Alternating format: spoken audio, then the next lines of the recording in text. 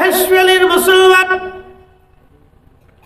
শরফুদ্দীন বুসুরি ডেকে বলে, দুনিয়ার মানুষ, স্বপ্ন দেখলাম রাহমাতুল লিল আলামিন নবীজি তশরীফ গ্রহণ করেছেন।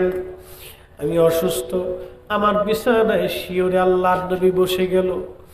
আমি বসতে পারলাম না, উঠতে পারলাম না, দাঁড়াইতে পারলাম না, আমি অক্ষম, অসুস্থ ছিলাম। শুয়ে শুয়ে বললাম, ইয়া রাসূলুল্লাহি, নালায়েকের ঘরে রহমতের নবী তশরীফ আনছেন। হুজুর, আমি বড় অসহায়। আল্লাহর হাবিব আমার শিয়রে বিছানার পাশে প্রিয় নবীজি তশরীফ গ্রহণ করলেন। আমাকে ডাক দিয়ে বললেন, এ শরফুদ্দীন বুসুরি, তুমি কি লেখো? আমি ডাক দিয়ে বললাম, ইয়া রাসূলুল্লাহ, নালায়েক কি লিখবে গো নবীজি? আমি বুসুরি আপনার শানে কবিতা লিখি, আপনার প্রশংসা লিখি। নবীজি ডাক দিয়ে বলেন, বুসুরি রে, কি কি লেখো তুমি আমারে একটু পড়ে পড়ে পড়ে পড়ে শোনাও।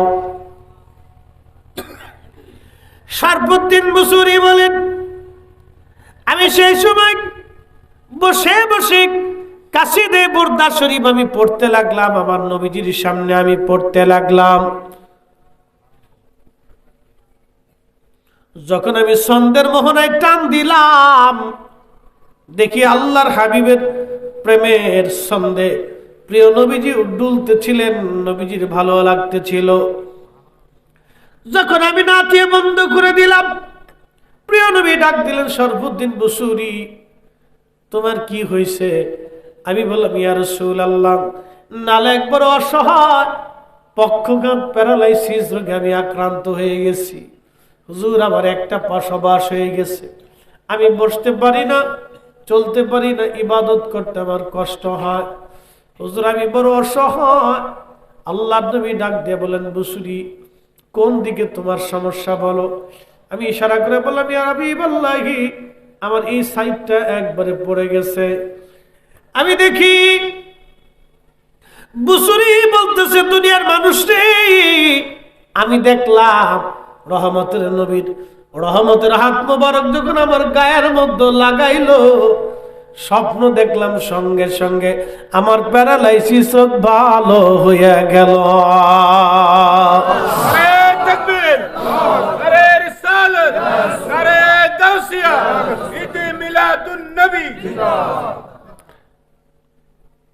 এ সবজ গম্বদ वाले मंजूर दुआ करना, जब वक्त नजा आए आका दीदारे आता करना। বলেন, নবী আসতে পারেনি? আসতে বলেন, পুলিশে ধরবে পারেনি? চিৎকার মেরে বলেন, পারেনি। যদি আমার নবী আসেনি, জীবন আমাদের ধন্য। ইমাম বুসুরি বললেন, পক্ষঘাত আমার ভালো হয়ে গেল, সঙ্গে সঙ্গে আমি ভালো হয়ে গেলাম। আমার পেয়ারা নবীজি পবিত্র গাম মোবারক একটা সবুজ চাদর ছিল, ইয়ামানি নকশা করা। কি করা? নকশা করা চাদর। চাদর মোবারক নকশা করা ছিল, সবুজ জান্নাতের চাদর, যেটা কি ইয়ামানি চাদর বলা হতো। ওই চাদর খানা নবীজি গা মোবারক থেকে আমার গায়ের উপরে বিছাই দিল। শরফুদ্দীন বুসুরি বললেন, দুনিয়ার মানুষ রে, আমার ঘুম ভেঙে যাওয়ার পরে দেখলাম পুরা ঘর আল্লাহর জান্নাতের ঘ্রাণ। এতই সুন্দর জীবনে কোনোদিনই ঘ্রাণ আমি শুনি, দেখি নাই, শ্রবণ করি নাই। এই ঘ্রাণ আমার নাকে কোনোদিন লাগে নাই। আমি ঘুম থেকে উঠে দেখলাম আমার প্যারালাইসিস রোগ ভালো হয়ে গেছে।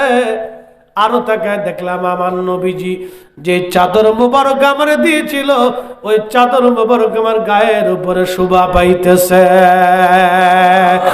একসাথে বলেন তো আল্লাহু আকবার। তাহলে বলেন, নবী আসে না নাই?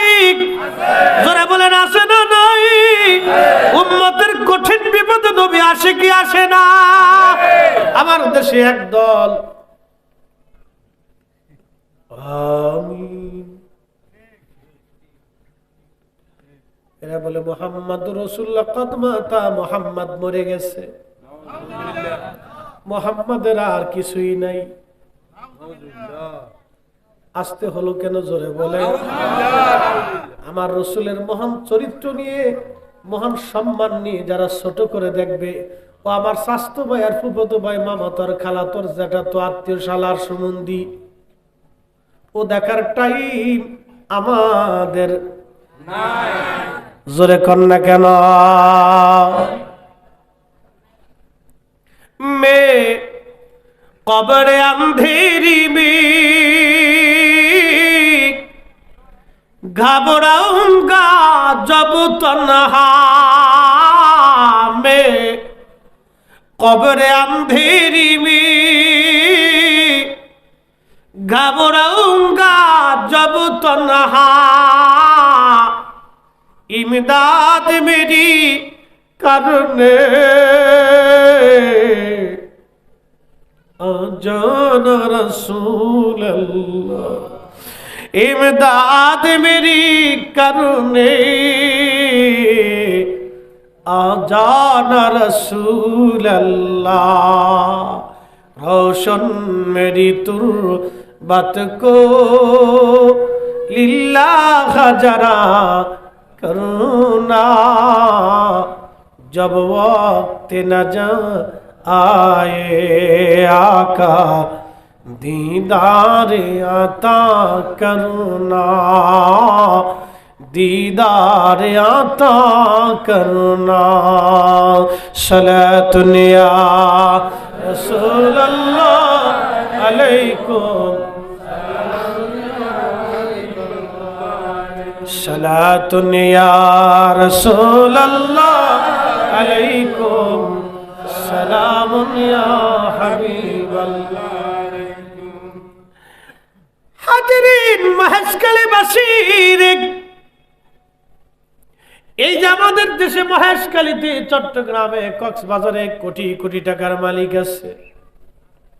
কি কথা কন না কেন? হাজার হাজার কোটি টাকার মালিক আছে। এমনও মালিক যার একটা জাহাজের মধ্যে কয়েক হাজার কোটি টাকার মাল থাকে, আছে না? একটা শিপের ভিতরে কয়েক হাজার কোটি টাকার মাল থাকে। কত টাকা আছে সে নিজেও বলতে পারে না, কিন্তু নবীর প্রেমের একটা বাগান সাজানোর নসিবে নাই। ঠিক কিনা? আপনারা আমার মতো নসিহত না করবেন কে আল্লাহ কবুল করছে। আপনারা আমার মতো গরিব মানুষ, খেটে খাওয়া মানুষ, মধ্যবিত্ত মানুষ, সামান্য ব্যবসা চাকরি উপার্জনের মানুষদেরকে আল্লাহ কবুল করিয়া নবীর প্রেমের গোলাম বানাইয়া, রসুলের ইশকের প্রেমের শরাব পান করাইয়া আমাদেরকে নবীর ইশকের পাগল বানাই দিছে। এর চাইতে বড় বুলন্দ নসিব আমাদের জীবনে আর কিছুই হতে পারে না। কথা কোন ঠিক কিনা?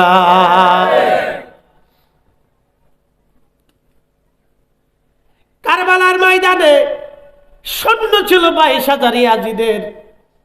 প্রধান সেনাপতি যিনি, বলবো প্রধান সেনাপতি যিনি, তার নাম সেনাপতি আমর বিন সাদ। পরিচয়টা দিয়ে যায় তার কত বড় ছিলেন দেখেন। তার বাবার নাম ছিল সাদ বিন আবি ওয়াক্কাস রাদিয়াল্লাহু আনহু। পৃথিবীর মধ্যে নবীর জমানাতে আল্লাহর নবী দুনিয়াতে থাকা অবস্থায় 10 জন সাহাবীর নাম বলে জান্নাতের সার্টিফিকেট দিয়ে গেছেন। একজনের নাম আবু বকর ফিল জান্নাতি, ওমর ফিল জান্নাতি, ওসমান ফিল জান্নাতি, আলী ফিল জান্নাতি, তালহা ফিল জান্নাতি, জুবাইর ফিল জান্নাতি, সাদ বিন আবি ওয়াক্কাস ফিল জান্নাতি। তার ছেলে সেনাপতি আমর কারবালার প্রধান সেনাপতি ইয়াজিদের পক্ষে ইমাম হুসাইনকে জবাই করার জন্য আসছিল।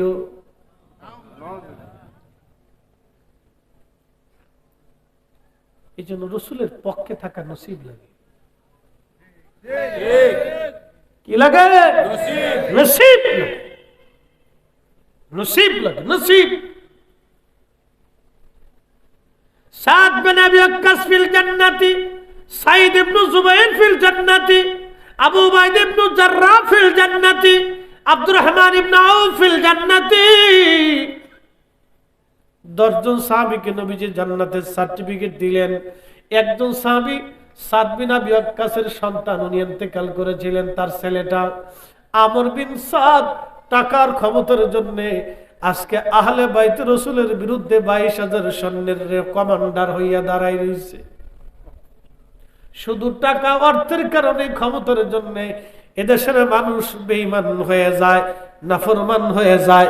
আল্লাহ আমাদেরকে অর্থ যদি কম দিক আর বেশি দিক, আমরা রাসূলের পক্ষে আছি, এটা আমাদের জন্য অনেক বড় বুলন্দ নসিব, কপালওয়ালা।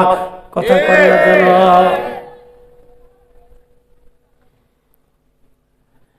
হাজিরিন,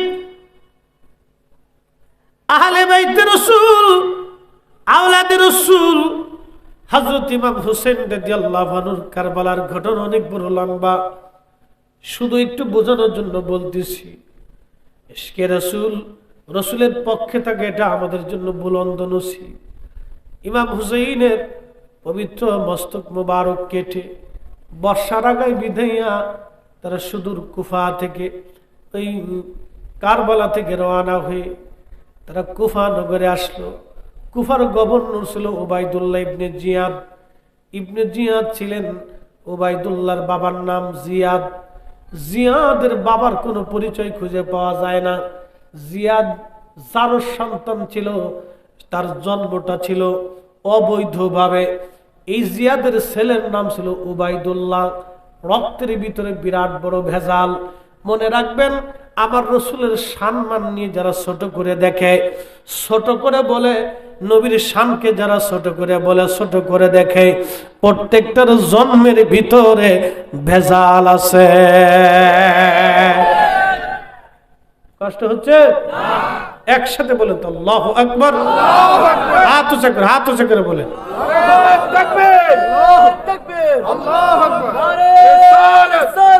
ইয়া রাসূলুল্লাহ, ইয়া রাসূলুল্লাহ।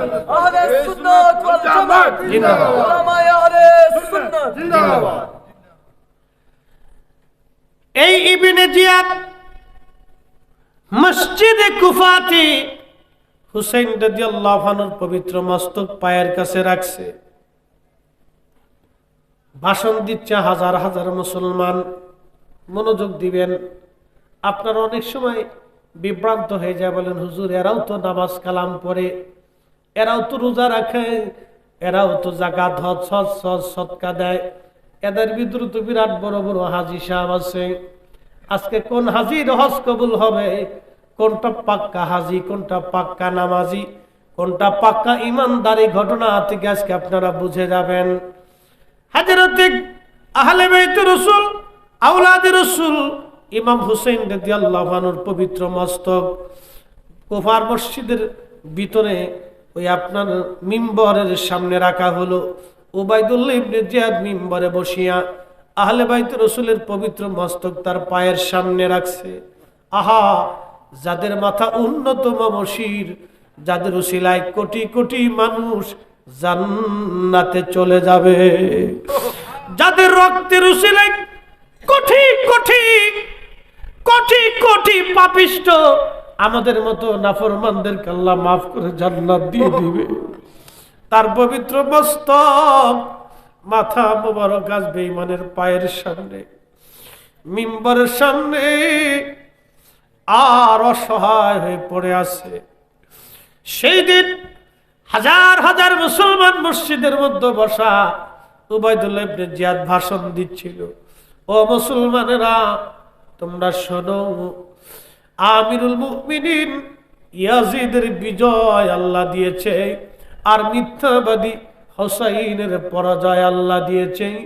চিৎকার মেরে বলেন না নাউজুবিল্লাহি মিন যালিক।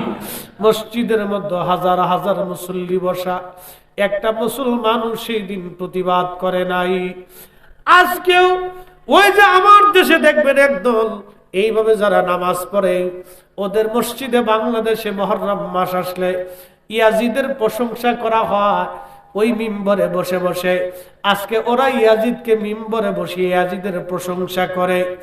সেই দিনের উবাইদুল্লাহ ইবনে জিয়াদ আর এই বর্তমান উবাইদুল্লাহ ইবনে জিয়াদের মধ্যে কোনো তফাৎ নাই। ওরা সেই দিনেরও বেঈমান, আজকের ওরা বেঈমান। ওরা মুসলমানের ঈমান চুরি করার জন্য আসছে। আমরা সুন্নি মুসলমান যতদিন পর্যন্ত জিন্দা থাকবো এই জমিন থেকে রাসূলুল্লাহর শানের বেয়াদবি, আল্লাহর হাবিবের ইজ্জতের বিপক্ষে আমরা কখনোই মেনে নিব না। জীবন চলে গেলেও আমরা মানব না। হাত উঁচা করে বলেন ঠিক না বেঠে? সাচ্চে মুসলমান তারা নামে মুসলমান, ইমানদারের ঈমান নিয়ে করছে যারা খেলা, ওরাই তো আসলে এজিদেরই চেলা। দাড়ি টুপি পাগড়ি আছে দেখতে মাওলানা, ভিতরে নাই নবী প্রেম ইয়াজিদে ভরা। হেশখালীবাসী মনোযোগের সাথে শুনে যাবেন। হাজার হাজার মুসল্লি, কেউ প্রতিবাদ করে নাই। মসজিদের ভিতরে, মসজিদের এক কোণা একজন আশিক রাসূল বসা ছিলেন, তার নাম হযরত ইবনে আফিফ রাদিয়াল্লাহু আনহু। তিনি অন্ধ ছিলেন, চোখে দেখতেন না তিনি। হযরত ইবনে আফিফ মসজিদের এক কোণায় দাঁড়ায় গর্জন ছেড়ে দিয়ে বলেন, এ মারজানার বেটা, নিমখারাম, কাকে তুমি আমিরুল মুমিনিন বলতেছ? নবীর দুশমনকে, ইয়াজিদকে তুই আমিরুল মুমিনিন বলতেছিস, আর আমার রাসূলের আওলাদকে আজকে মিথ্যাবাদী বানাইছিস। আমি ইবনে আফিফের চোখ যদি ভালো থাকতো রে, আজকে মসজিদের মধ্যেই তোকে কতল করে দিতাম। আল্লাহু আকবার। মসজিদে মুসল্লি হাজার হাজার, ইমানদার কয়জন? জোরে জোরে জোরে জোরে জোরে। মুসল্লি হাজার হাজার, ইমানদার কয়জন? ইমানদার কয়জন? একজন। ভালো যদি বাসতে হয় নবীকে বাসো, ভালো যদি বাসতে হয় নবীকে বাসো। নবী তরানেওয়ালা, নবী বাঁচানেওয়ালা, প্রাণের চেয়ে অধিক ভালো নবীকে বাসো। ভালো যদি বাসতে হয় নবীকে বাসো। হাজিরিন, মসজিদে মুসল্লি হাজার হাজার, ইমানদার মাত্র একজন। আমার নবী বলেন, লা ইউমিন, ইমানের স্বাদ হবেই না, হাত্তা আকুনা হাব্বা ইলাইহি মিন ওয়ালিদিহি ওয়া ওয়ালাদিহি ওয়ান নাসি আজমাইন। তোমার ছেলে মেয়ে, সন্তান সন্ততি, বাবা মা, আত্মীয় স্বজন, পৃথিবীর সব কিছু থেকে তুমি যদি তোমার রাসূলকে মহব্বত করতে না পারো, তুমি ঈমানদার হবা না, ঈমানদার হবা না। একটা মা কলিজার ভিতর থেকে তার সন্তানটাকে ভালোবাসে, মা ভালোবাসে কলিজার ভিতর থেকে, বাবা ভালোবাসে কলিজার ভিতর থেকে। যদি আপনি বুঝতে চান তাহলে আপনি দেখবেন ডিসকভারি চ্যানেল মাঝে মধ্যে বাঘেরা, সিংহরা মহিষদেরকে দাবড় দেয় ধরার জন্য, এমনকি আপনি দেখবেন হরিণকে দাবড় দেয় ধরার জন্য। বাচ্চা হরিণ দৌড়ে কুলাইতে পারে না, কিন্তু মা হরিণ বাচ্চা রেখে চলে যায় না, বাঘের সঙ্গে মারামারি করে, সমস্ত শক্তি দিয়ে চেষ্টা করে বাচ্চারে বাঁচানোর জন্য। একটা মহিষ গরু বাঘের সাথে মারামারি করে নিজের বাচ্চাটাকে বাঁচানোর জন্য। আপনি মাঝে মধ্যে দেখবেন মুরগার ডিম বাচ্চা ফোটার পরে এই মুরগিগুলি বাচ্চাগুলি নিয়ে জঙ্গলের মধ্যে যায়, বাচ্চারে খুঁটে খুঁটে খুঁটে খুঁটে মা মুরগি খাওয়াইতে থাকে। আর ওই সময় কাক বা চিল আসে বাচ্চা নেওয়ার জন্যে। দেখবেন মুরগিটা তার বাচ্চারে বাঁচানোর জন্য চিল কাকের সঙ্গে মারামারি করে, অথবা বন্য প্রাণীর সাথে মারামারি করে। ওই মুরগাটা তার জীবন উপেক্ষা করে বাচ্চাটাকে বাঁচানোর জন্য মারামারি করে। এটার নাম মা, এটার নাম মা, এটার নাম মা। আল্লাহ রাসূল বললেন, ওই মা কলেজার ভেতর থেকে নিজের জীবনের চাইতে সন্তানটাকে বেশি ভালোবাসে, তার চাইতে বেশি পরিমাণে আমি নবীকে যে ভালোবাসবি সে পাক্কা ইমানদার, পাক্কা ইমানদার। এই জন্য কুফার মসজিদে মুসল্লি ছিল হাজার হাজার, প্রতিবাদ করেছে একজন ইবনে আফিফ, তার মানে বোঝা গেল মুসলমান একজন, মুসল্লি হাজার হাজার, ইমানদার একজন। কি কথা কন না কেন, ঠিক কিনা? মুসল্লি হাজার হাজার, ইমানদার একজন একজন একজন। এশকে রসুল, এশকে রসুল, এশকে রসুল, এশকে রসুল, যার কারণে গত সৃজন রে দেখো, চন্দ্র সূর্য তারা শূন্য ভরে, সে অচল নিশ চলে ধরা ধরে, নবী পদবিনে ভাব সবই মিশে। সালাতুন ইয়া রাসূলুল্লাহ আলাইকুম, হাবিবাল্লাহ আলাইকুম সালাতুন ইয়া রাসূলুল্লাহ আলাইকুম সালামুন ইয়া হাবিবাল্লাহ। খবর লাও ইয়া রাসূলুল্লাহ, খবর লাও মেরে মাওলা মেরে আকা, খবর লাও। সালাতুন ইয়া রাসূলুল্লাহ আলাইকুম সালামুন ইয়া হাবিবাল্লাহ। মহেশখালীবাসী পবিত্র মস্তক নিয়ে যা হচ্ছিল সিরিয়াতে, ঘটনাটা বলে আপনাদেরকে নিয়ে দোয়ার দিকে যাব, একটু জিকির করব, তারপরে দোয়া যাব। মনোযোগ দিয়ে শুনে যান। আজকে আপনারা যারা মাহফিল সাজাইলেন, আপনার একটা টাকাও বৃথা যায় নাই। যদি এই মাহফিলের জন্য পরিশ্রম করতে যে আপনার এক ফোঁটা ঘাম পড়ে যায়, তাহলে ওই ঘামটাও আপনার নাজাতের কারণ হয়ে যাবে। একবার জোরে বলা যাবে কি ইয়া রাসূলুল্লাহ? বুঝাইতেছি, দলিল দিচ্ছি। পবিত্র মস্তক নিয়ে যা হচ্ছিল সিরিয়ার দিকে, সিরিয়ান সৈন্যরা ইয়াজিদের সৈন্যরা নিয়ে যাচ্ছে কার মস্তক? আহলে বাইতে রাসূল ইমাম মাকাম হুসাইন রাদিয়াল্লাহু আনহু পবিত্র মস্তক নিয়ে যাচ্ছে। আহারে, বর্ষার আগে বিদায় নিয়ে যাচ্ছে। বিকেল ঘনিয়ে সন্ধ্যা নেমে আসলো মরুর প্রান্তর। সৈন্যরা বলল, দেখো বিরাট বড় একটা গির্জা আছে, এই গির্জাতে খ্রিস্টান পাদ্রী আছে, আমরা তার কাছে যাই সাহায্য চাই। আজকে রাত্রিটা এই গির্জার মধ্যে আমরা কাটাবো, সকালবেলা আবার আমরা রওনা হয়ে যাব। সৈন্যরা যে বলল, দেখো পাদ্রী, আমরা তোমার কাছে আজকে রাতের জন্য আশ্রয় চাই, তোমার গির্জার মধ্যে রাত্রিবেলা থাকবো, বিনিময়ে তোমাকে কিছু পয়সা করে দেব, আমরা সকালবেলা আবার এখান থেকে বের হয়ে যাব। বাচ্চা ওই লোকেরা ডাক দিয়ে বলতেছে, পাদ্রী বলল, তোমরা কারা? বলে, আমরা সিরিয়ান ইয়াজিদের সৈন্য। তখন পাদ্রী দেখতেছে বুরকা পরিহিত, পর্দার আবৃত কিছু নারীরা, অত্যধিক পরহেজগার, লাজুক, আর তারা অত্যন্ত পেরেশানি যুক্ত, চোখে কান্নার পানি। হযরতে আহলে বাইত রাসূল সম্পর্কে পাদ্রী ডাক দিয়ে বলল, লোকেরা, এই মহিলাগুলি কানা, এইভাবে পর্দা করে তারা বুরকা আবৃত হয়ে তারা এইভাবে চোখে পানি নিয়ে বসে আছে, কারণ কি? মলিন চেহারা, ক্ষুধার্ত আর তৃষ্ণার্ত মনে হচ্ছে। এরা কারা? সিরিয়ান সৈন্যরা বলল, এরা আহলে বাইতে রাসূল, নবীর বংশধর, নবীর পরিবারের মেয়েরা। যায়নাব বলল, উম্মে কুলসুম সহ আর অন্যরা।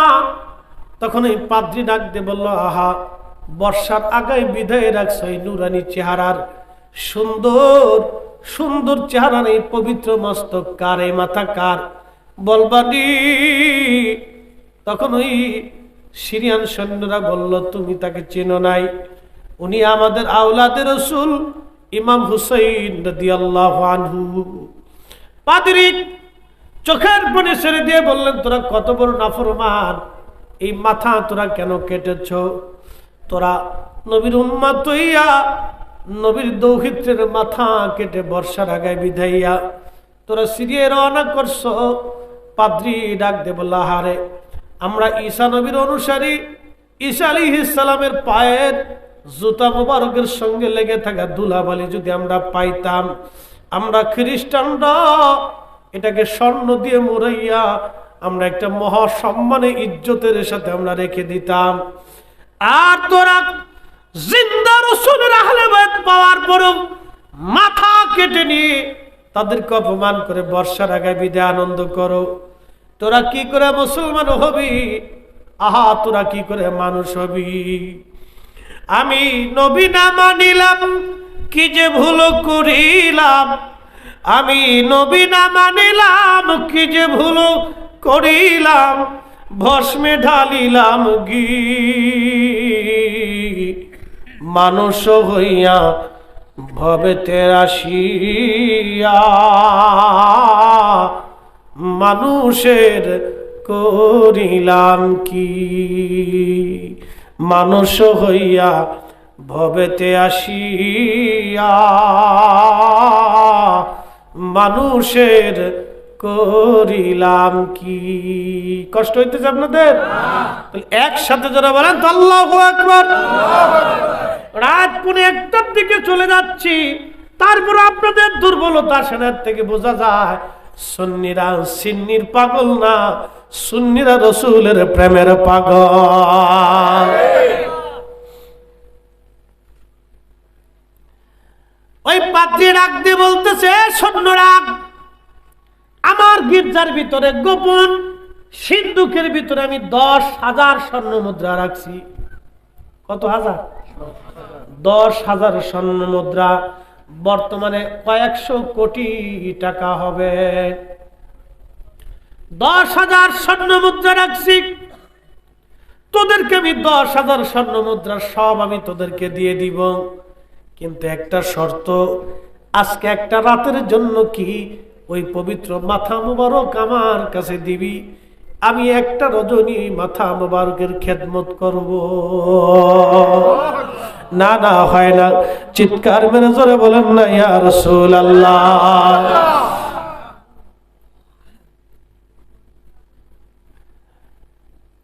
ঠিক তখনই পাদ্রী ডাক দিয়ে বলল, ওই নারীদেরকে আমাকে দিবা আজকে রাতের জন্য। যদি আমি খ্রিস্টান, তারা রাসূলের পরিবারের ওই সম্মানিত ব্যক্তিদের আজকে একটা রাতের জন্য আমি বিশ্রাম এবং খাবার দাবারের ব্যবস্থা করে দিব। ওরা চিন্তা করলো 10,000 স্বর্ণ মুদ্রা পাবো, সারা জীবন পরিশ্রম করেও যা সম্ভব না, আজকে পাইলাম। ওরা চিনলো টাকা, কিন্তু রাসূল ওরা চিনে নাই। কথা কন না কেন? নবী পাইতে হলে বুলন্দ নসিব লাগে। আল্লাহ আমাদের মতো হতভাগাদেরকে আমার রাসূলের গোলাম হওয়ার, নবীর পক্ষে থাকার মতো তৌফিক আল্লাহ আমাদেরকে দিয়েছেন। এর চাইতে বুলন্দ নসিব জীবনে আর কিছুই হতে পারে না, ঠিক কিনা? এর চাইতে বুলন্দ নসিব আমাদের জীবনে আর কিছু হতে মনে রাখবে। ওরা রাজি হয়ে গেল। অন্দর মহিলাদেরকে দায়িত্ব দিয়ে দিলেন। পাদ্রী হযরতে আহলে বাইত রাসূলদেরকে ভিতরে নিয়ে যাওয়া হলো। পবিত্র মস্তক তিনি হাতে করে নিয়ে গেলেন, একটা স্বর্ণের প্লেটের মধ্যে তিনি বসাইলেন। নিজের রুমের মধ্যে বিছানার উপরে বসাইয়া নিজে মাটির উপরে বসলেন, ফ্লোরে বসলেন, নিজে সম্মানের সাথে নিচে বসলেন। আল্লাহু আকবার। আল্লাহর ইমাম হুসাইনের পবিত্র মাথা মোবারক সামনে নিয়ে সম্মানের আসনে নিচে বসলেন। নিচে বসিয়া পানি এনে পবিত্র মাথা মোবারকের মধ্যে পানি দিয়ে ঢেলে ঢেলে চুল দাড়িগুলি, ধুলাবালি, রক্তগুলি ছিল এইগুলি ধুয়ে ধুয়ে পরিষ্কার করতে লাগলেন। ঠিক এমন সময় পাদ্রী দেখলেন পবিত্র মাথা মোবারক থেকে একটা নূর মধ্য আকাশ পর্যন্ত চলে গেল। সুবহানাল্লাহ, কি আসতে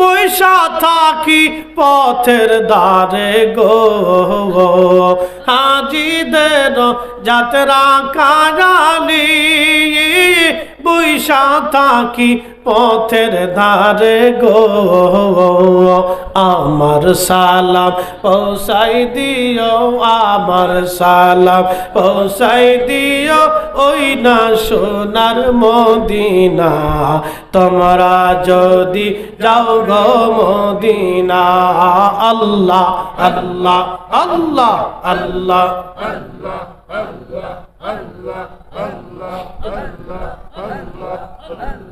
সালাত সালাম গো আমার দুরুদ সালাম গো আমার কইও নবী মুস্তাফায়, তোমরা যদি যাও গো মদিনা। আল্লাহ আল্লাহ আল্লাহ আল্লাহ আল্লাহ আল্লাহ আল্লাহ আল্লাহ আল্লাহ আল্লাহ আল্লাহ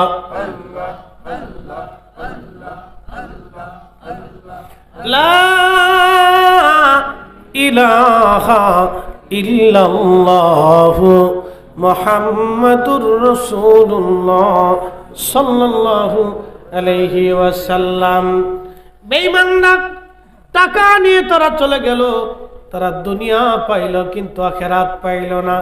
আর পাদ্রী খ্রিস্টান হওয়ার পরেও আমার রাসূলের ইশকে আখিরাত করাই করিয়া জান্নাতের উচ্চ মাকাম নিয়া ঈমান নিয়ে আহলে বাইতে রাসূলের সঙ্গে কিয়ামতের ময়দানে হাসরে নাসর হইয়া জান্নাতে চলে যাবে। একবার জোরে বলা যাবে কি মারহাবা। রাসূলের পক্ষে থাকা এটা নসিব লাগে। কি লাগে? নসিব লাগে।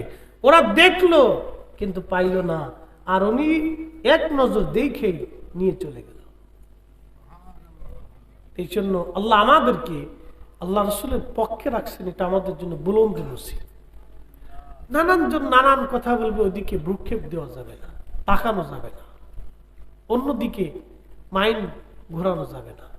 মনে রাখবেন যে মাটির উপরে আজ বসে রয়েছি, আগামী দিন এই মাটির নিচে আমাদের ঘর হবে, আমরা কবরে চলে যাব।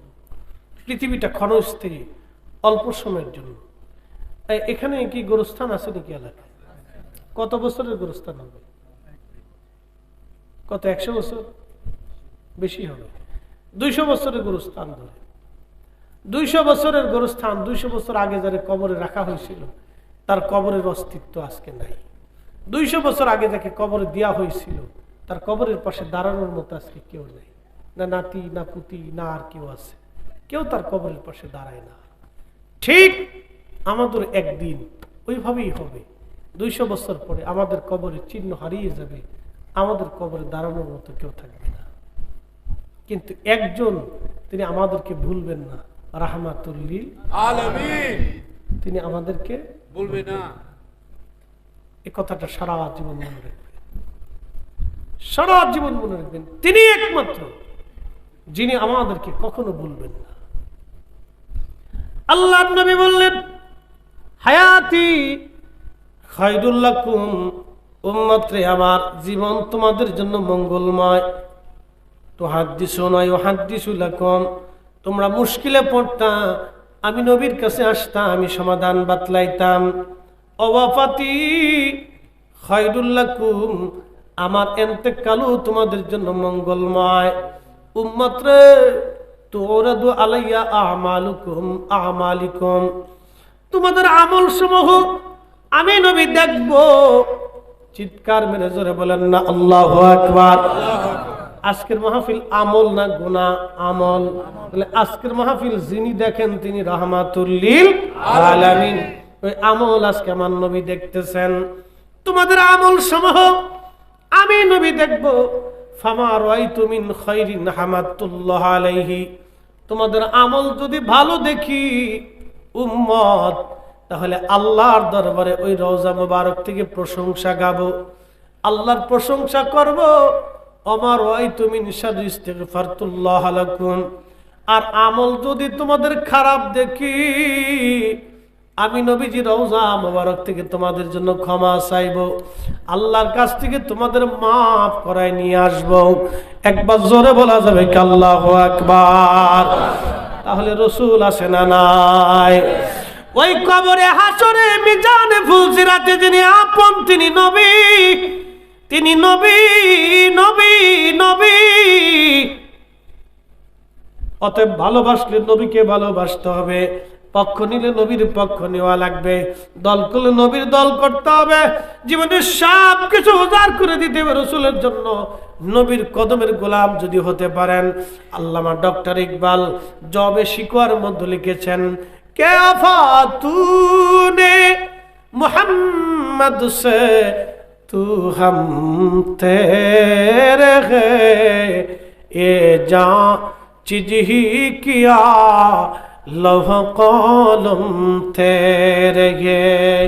কাজী নজরুল বাংলা ভাষায় তিনি শব্দটাকে সুন্দর করে মিলাইলেন, আল্লাহকে যে পাইতে চায় হযরতকে ভালোবেসে, আল্লাহকে যে পাইতে চায় হযরতকে ভালোবেসে, আরশ কুরসি লৌহ কলম না চাহিতে পেয়েছে সে। সালাতুন ইয়া রাসূলুল্লাহ আলাইকুম, সালামুন ইয়া হাবিবাল্লাহ আলাইকুম, সালাতুন ইয়া রাসূলুল্লাহ আলাইকুম, সালামুন ইয়া হাবিবাল্লাহ আলাইকুম। এসেছেন যত নবী সকলের ইমাম, সালাম নবী তোমায় হাজারো সালাম, ইয়া নবী সালাম আলাইকা সাল্লু আলাইহি ওয়া আলিহি। আমরা সকলে বলি আলহামদুলিল্লাহ। আলহামদুলিল্লাহ। দোয়ার দিকে চলে যাচ্ছ, আমরা এখন একেবারে শেষ প্রান্তে, দোয়া না করে কেউ না যাই, আমরা একটু বসি। এই যে মাহফিল আমরা এতক্ষণ সময় পর্যন্ত তাকরীর শুনলাম, আলোচনা শুনলাম, শ্রোতা বক্তা সবাইকে যেন আল্লাহ আমল করার তৌফিক দেন বলে না আমিন। আমাদের জীবনে এগুলি কাজে পরিণত করতে হবে, এগুলি কাজে লাগাইতে হবে। অল্প একটু সময়ে আমরা পৃথিবীতে আসছি, আবার চলে যাব। রাসূল করিম সাল্লাল্লাহু আলাইহি ওয়াসাল্লাম আর সাহাবীরা তারা এগুলিকে কাজে লাগাইতেন। ১৬ লক্ষ সাহাবী, তার ভিতরে একজন সাহাবী তিনি হযরত বেলাল। কৃতদাস ছিলেন, ক্ষীণ ও হীন ও দুর্বল ছিলেন, চেহারার কোনো সৌন্দর্য ছিল না, বংশ অর্থ বিত্ত কিছুই ছিল না, শুধু কালেমা পড়লেন। সময়টা এতই অত্যন্ত কঠিন এবং জটিল ছিল, এতই মর্মান্তিক, ওই সময় কালেমা পড়াটা আর জীবন বিলিয়ে দেওয়াটা সমান ছিল। কিন্তু দাসদের সমাজে কোনো মূল্য ছিল না। তিনি আল্লাহ রসুলের দরবারে কালেমা পড়ার পরে ইসলামের মধ্যে সবচেয়ে বেশি নির্যাতনের শিকার তিনি হয়েছিলেন। এত কঠিন অত্যাচার করার পরেও তিনি কালেমা ছাড়েননি। একটা শব্দ আসতো আহাদ আহাদ। নবীজি তার এই মহাব্বতের কারণে মসজিদে নববীর মুয়াজ্জিন বানাই দিলেন। শুধু মুয়াজ্জিন না, সমস্ত মুয়াজ্জিনদের সাইয়্যিদ বানাই দিলেন। পৃথিবীতে কিয়ামত পর্যন্ত যত মুয়াজ্জিন আসবে, মেহশরের মাঠে বেলালের সাথে আল্লাহ সমস্ত মুয়াজ্জিনদেরকে হাসর করাই দেবে। আর একটু জোরে বলা যাবে সুবহানাল্লাহ। এটা কি শিক্ষাগত যোগ্যতায় না ইশকে রাসূলের কারণে? ইশকে রাসূলের কারণে। ইশকে রাসূলের কারণে আশিক রাসূল হযরত বেলালের জীবনী, আল্লাহু আকবার, মদিনার নবীর মসজিদের মুয়াজ্জিন হলেন। দীর্ঘ বছর তিনি আজান দিয়েছিলেন।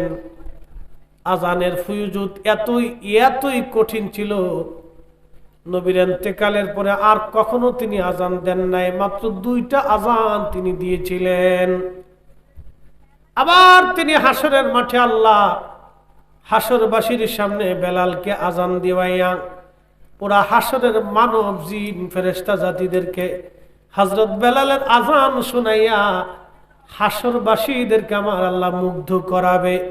জান্নাতের ভিতরে বেলাল আজান দিবে, বেলালের আজান শুনিয়া জান্নাতীরা মুগ্ধ হয়ে থাকবে। সুবহানাল্লাহ বলা যাবে? মানুষ নিগ্র কালো শিক্ষা দীক্ষা ছিল, এশকে রাসূল দাম কত কত মূল্য, এটার কোন হিসাব সীমানা আমি ফরিদি বলে দিতে পারবো না, এত দাম।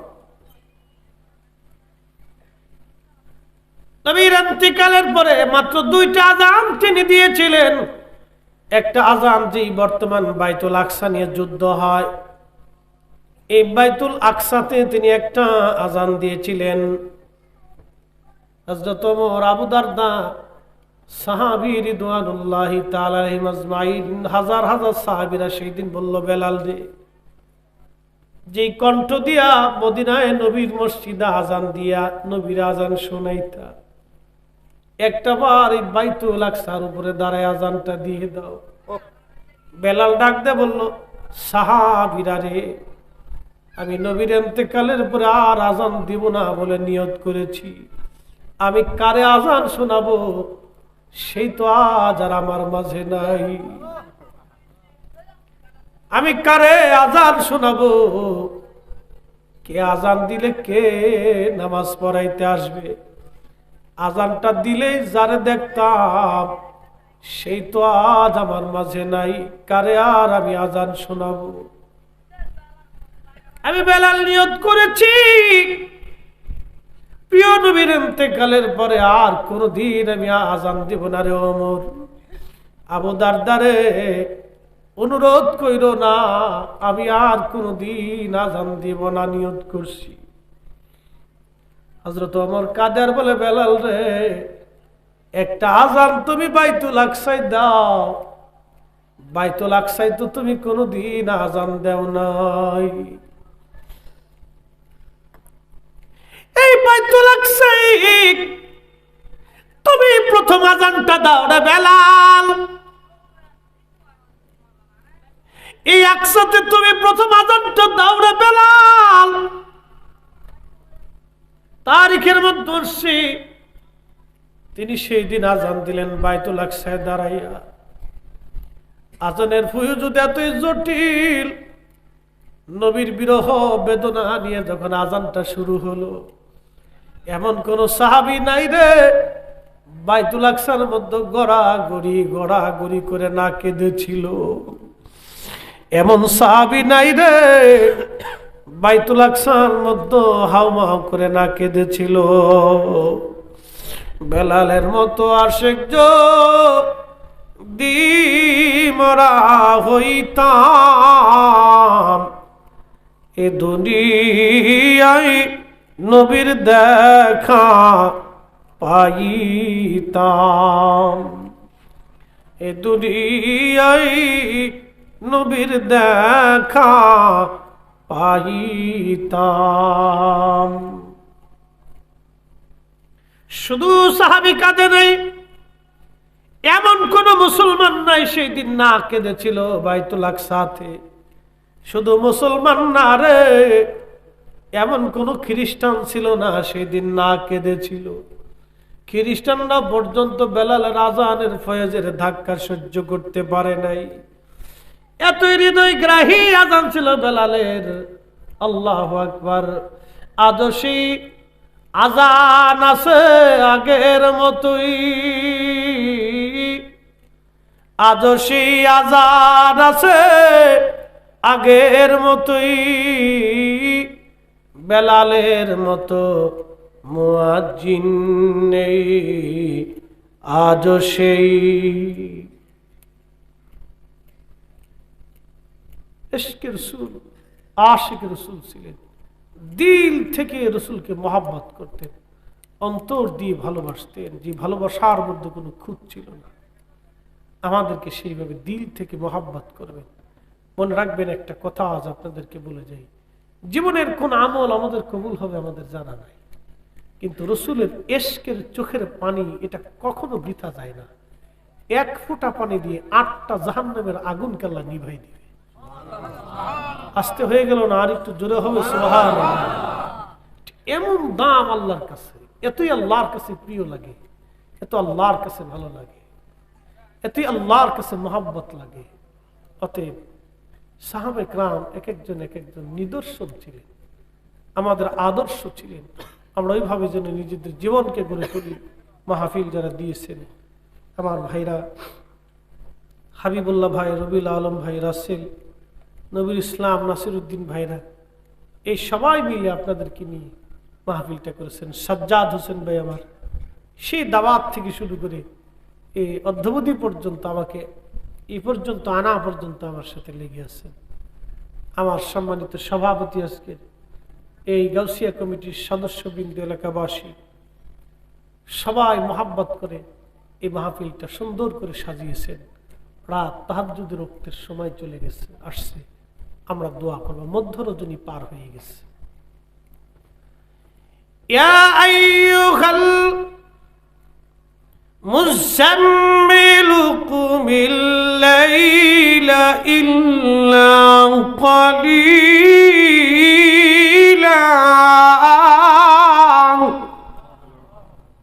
ও কম্বলওয়ালা নবী, উঠেন, রাত্রির কিছু অংশ জাগরিত হন। নিসবাহু আবিনকুস মিনহু ক্বালিলা।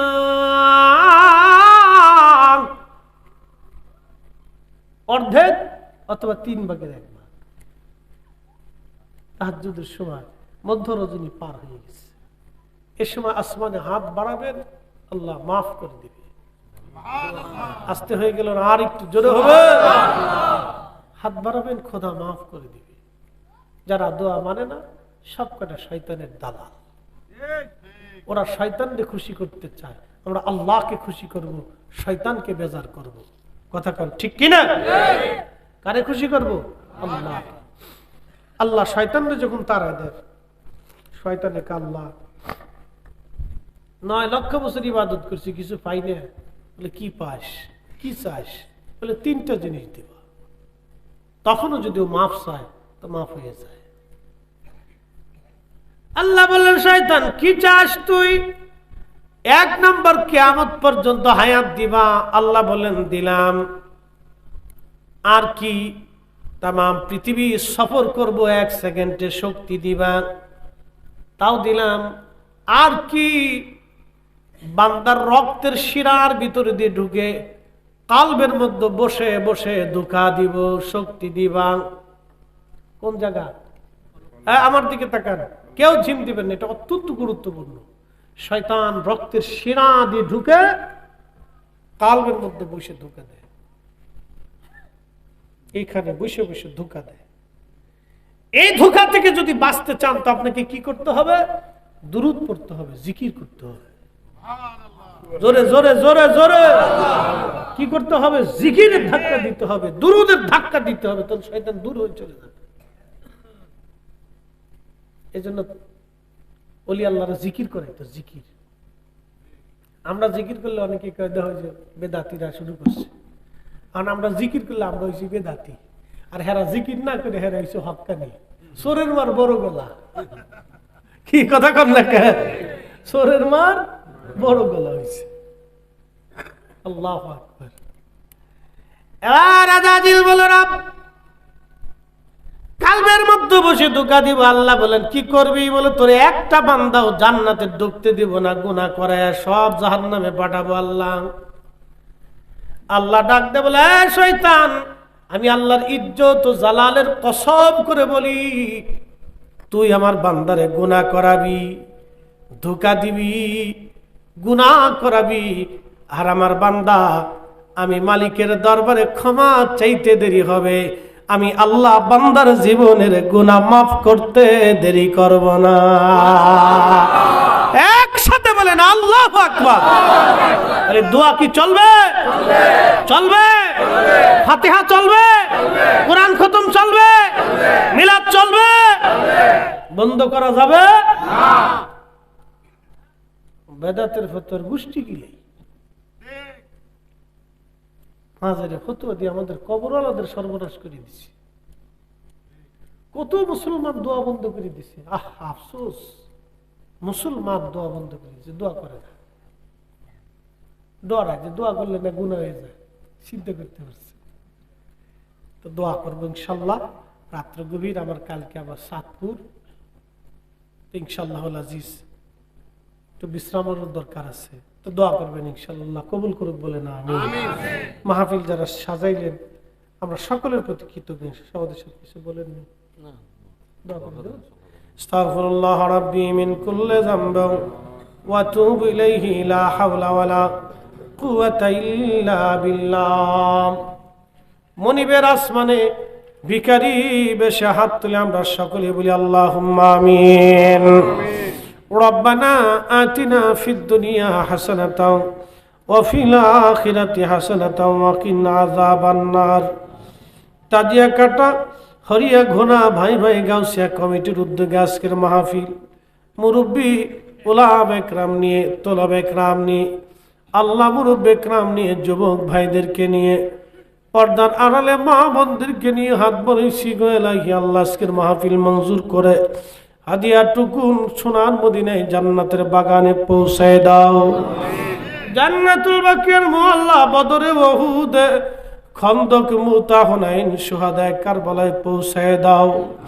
আল্লাহ আজকের ফিলিস্তিনের মুসলমান নির্বিচারে যারা শহীদ হয়ে যাইতেছে আল্লাহ সকল ফিলিস্তিনি শহীদদের খেদমতে মাহফিলের হাদিয়া পৌঁছায় দাও।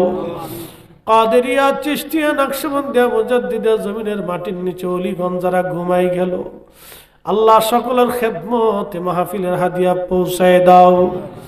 বাবার কুল, মায়ের কুল, বংশের মানুষগুলি তাজিয়া কাটার গোরস্থানে যারা ঘুমাই গেল রে, সবার কবরে দয়া করে সওয়াব পৌঁছায় দাও। আল্লাহ এই মাহফিল যারা সাজাইল, আমার হাবিবুল্লাহ ভাই, রবিউল আলম রাসেল, নবীর ইসলাম আর নাসির উদ্দিন ভাই, আল্লাহ আমার সাজ্জাদ ভাই বারবার যোগাযোগ রেখেছেন, সভাপতি, মুরব্বীরা, উলামা একরাম, মসজিদের ইমাম সাহেব, হুজুর, আল্লাহ আমার কলিজার টুকরো যুবকগুলি ওরা পরিশ্রম করেছে, ছোট ছোট বাচ্চারাও পরিশ্রম করেছে। আল্লাহ আল্লাহ দিল উজাড় করে ওরা তোমার রসুলকে মহাব্বত করে দুনিয়ার কাজগুলি ফেলাইয়া তোমার বান্দাগুলি বইসা রয়েছে তোমার দরবারে তাহাজ্জুদের ওয়াক্তে হাত বাড়াইছি। আল্লাহ শূন্য যদি ফিরাও কোন দরজায় হাত বাড়াবো এলাহি? মেহেরবানি করে আমাদের পূর্বপুরুষদের কবর জান্নাতের বাগান বানায়া দাও। এই মাহফিল যারা সাজাইলো তাদের ইজ্জত দুনিয়া আখিরাতে বাড়াও। আল্লাহ তাদের রুটি রুজিতে অফুরন্ত বরকত তুমি দয়া করে দিয়ে দাও। কোনদিনের জন্য তাদের রিজিকের কমতি দিও না আল্লাহ, কোন সময়ের জন্য ইজ্জতের ঘাটতি তুমি দয়া করে দিও না। বংশ পরস্পর তাদের জন্য উত্তম রিজিকের ফয়সালা রাখিয়া দাও। সোনার বাংলা রহমতের চাদর দিয়ে ঢাকিয়া দাও। অর্থনৈতিক মন্দা, প্রাকৃতিক দুর্যোগ থেকে উপকূলবাসীকে দয়া করে হেফাজত করো আল্লাহ। সামুদ্রিক কঠিন দুর্যোগ থেকে সমুদ্রের উপকূলবাসীকে তুমি দয়া করে হেফাজত করো আল্লাহ। আল্লাহ যারা অনটন অভাব এসে গেছে, দারিদ্রতা এসে গেছে মালিক, আল্লাহ দারিদ্রতাগুলি দূর করিয়া দাও। সচ্ছলতা তুমি দয়া করে ফিরিয়ে দাও। আলহামদুলিল্লাহি রাব্বিল আলামিন, আসসালাতু ওয়াসসালামু আলা রাসূলিহিল কারীম। ইউনুস নবীর করছ গো দয়া আল্লাহ, মাসুর পেটেতে রাখিয়া আমারে নি করবা গো দয়া আল্লাহ, কবরে রাখি আল্লাহ মাফ করছনি। রব্বুল আলামিন বিদায় তো দিবা, মৃত্যুর ডাক আসবে সাকারাতের বিছানায়। কঠিন মৌতে মধুর জবানে জারি করে মধুর কালেমা লা ইলাহা ইল্লাল্লাহু মুহাম্মাদুর রাসূলুল্লাহ সাল্লাল্লাহু আলাইহি সাল্লাম। মুফতি জহুরুল